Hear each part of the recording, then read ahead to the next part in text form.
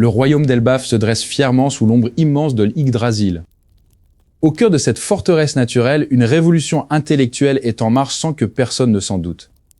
Jaguar des Saules, le géant rescapé du brasier d'Ohara, est devenu le gardien silencieux du savoir interdit. Chaque page tournée par ses mains bandées raconte une histoire que le gouvernement mondial souhaitait effacer.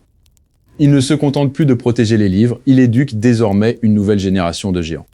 Mais cette soif de vérité provoque des vagues de mécontentement au sein de l'aristocratie d'Elbaf.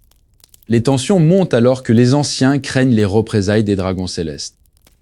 Le chapitre J37 nous montre subtilement que Saul n'est plus le simple fuyard que nous connaissions. Il est devenu un pilier politique, influençant les décisions du roi d'Elbaf en coulisses. Cette nouvelle influence divise la population entre les partisans du savoir et les défenseurs de la tradition.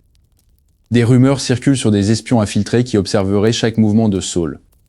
Le professeur Saul sait que son temps est compté face à la menace qui approche des côtes. La marine pourrait bien décider de terminer ce qu'elle a commencé il y a 20 ans à Oara. Pendant ce temps, les jeunes géants commencent à remettre en question l'isolement de leur île.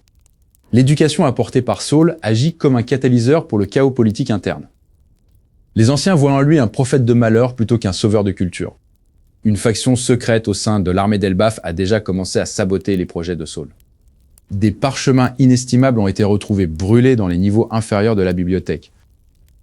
Saul regarde les décombres de son travail avec une tristesse infinie dans les yeux. Mais il refuse de reculer car il sait que le secret du siècle oublié est la clé de la liberté d'Elbaf. La connexion entre la famille Figarland et les géants commence à apparaître dans ses recherches. Les tensions politiques s'aggravent quand le nom de Shanks est mentionné dans les cercles du pouvoir. Pourquoi le roux a-t-il une telle influence sur cette terre de guerriers? Saul soupçonne que Shanks ne protège pas seulement Elbaf, mais qu'il cache un secret bien plus sombre. Des mouvements de troupes sont signalés près des frontières nord de l'île. Le prince Loki, figure controversée, semble tirer les ficelles de ce déploiement militaire. L'équilibre entre la sagesse de Saul et l'ambition de Loki est sur le point de se briser. Le chapitre 1134 met en lumière ces craquelures dans la société des géants. Une ancienne tablette mentionne l'existence d'un gardien de l'ombre lié à la lignée royale. Saul déchiffre lentement ce titre, réalisant qu'il pourrait s'agir d'un individu extérieur à Elbaf. L'ombre d'un homme ressemblant, trait pour trait, à Shanksplain sur ses écrits millénaires. Le climat politique devient irrespirable alors que les partisans de Loki commencent à harceler les étudiants de Saul. Un messager arrive en hâte avec des nouvelles d'une intrusion dans les eaux d'Elbaf. Ce ne sont pas des pirates ordinaires, mais des envoyés de Marie-Joie. Saul comprend que sa présence ici a fini par attirer les prédateurs les plus dangereux. La diplomatie d'Elbaf est sur le point de s'effondrer au profit de la force brute. Mais dans l'ombre, un autre acteur observe la scène avec un sourire carnassier. Cet individu ne possède pas la cicatrice qui définit l'identité de l'empereur Shanks. Les tensions politiques n'étaient qu'un écran de fumée pour préparer son arrivée fracassante. Saul lève les yeux et sent une présence qu'il n'avait pas ressentie depuis la chute d'Ohara. Alors que la porte de la bibliothèque vole en éclats, un nom résonne dans le silence, Frank. Le nom de Frank flotte encore dans l'air poussiéreux de la bibliothèque royale comme une sentence de mort. Au sommet de la tour d'Elbaf, le prince Loki observe les ruines avec un sourire indéchiffrable. Ses yeux brûlent d'une ambition qui dépasse de loin les traditions ancestrales des géants. Les rumeurs racontent que Loki a conclu un pacte avec des forces que même Saul redoute. Le prince ne cherche pas seulement la couronne, il cherche à réécrire l'histoire du monde. Depuis son accession au titre de prince maudit, ses plus fidèles alliés ont commencé à s'évaporer. On ne trouve aucune trace de lutte dans leur quartier, seulement une étrange odeur d'ozone. Le professeur Saul a remarqué que ces disparitions coïncident avec les visites nocturnes d'un navire sans pavillon. Ce navire arbore une silhouette qui ressemble étrangement aux Red Force de Shanks. Loki prétend que ses alliés sont en mission secrète pour sécuriser les frontières d'Elbaf. Pourtant, les familles des disparus n'ont reçu aucune nouvelle depuis des mois. Dans les souterrains du palais, Loki cache une salle dont l'accès est interdit même aux gardes. Des tubes de verre géants y contiennent des fluides aux reflets stellaires. À l'intérieur de l'un de ces tubes, on peut distinguer la silhouette d'un guerrier géant porté disparu. Loki ne cherche pas à protéger son peuple, il cherche à l'améliorer par la force. Le prince croit que l'ère des géants touche à sa fin s'il ne s'adapte pas.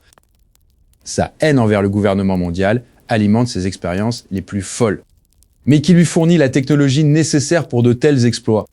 Les rapports mentionnent un homme aux cheveux roux vu fréquemment aux abords du port. Ce n'est pas Shanks car cet homme possède ses 2 bras et aucune cicatrice sur l'œil. Loki appelle cet invité mystérieux son conseiller céleste. Saul soupçonne que Loki prépare un coup d'état pour renverser les anciens d'Elbaf. Les tensions montent alors que les guerriers commencent à choisir leur camp. Loki utilise la peur de l'oubli pour rallier la jeunesse d'Elbaf à sa cause. L'unité légendaire des géants est en train de se fissurer de l'intérieur. Le prince Loki semble posséder des informations sur le siècle oublié que personne d'autre n'a. Il prétend que le trésor de Marie-Joie est lié directement au destin d'Elbaf.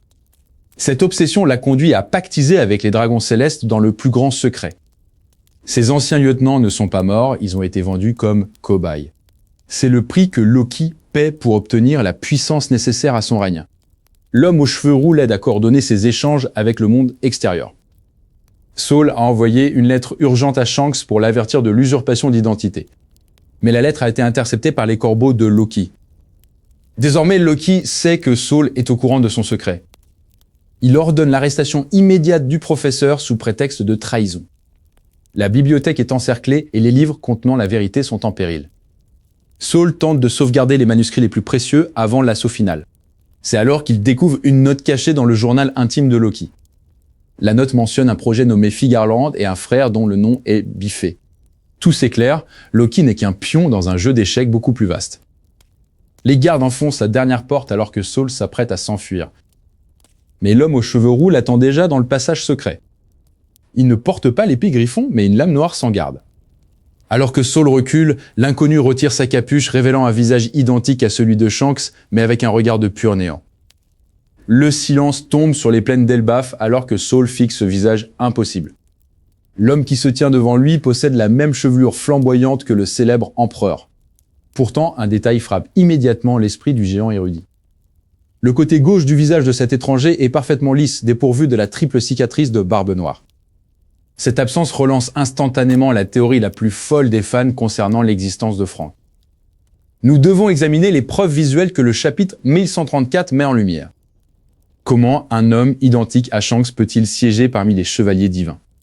La silhouette aperçue au sommet de la Terre Sainte portait exactement la même épée, Griffon. Saul se demande si la lignée des Figarland cache un secret encore plus sombre que l'exil.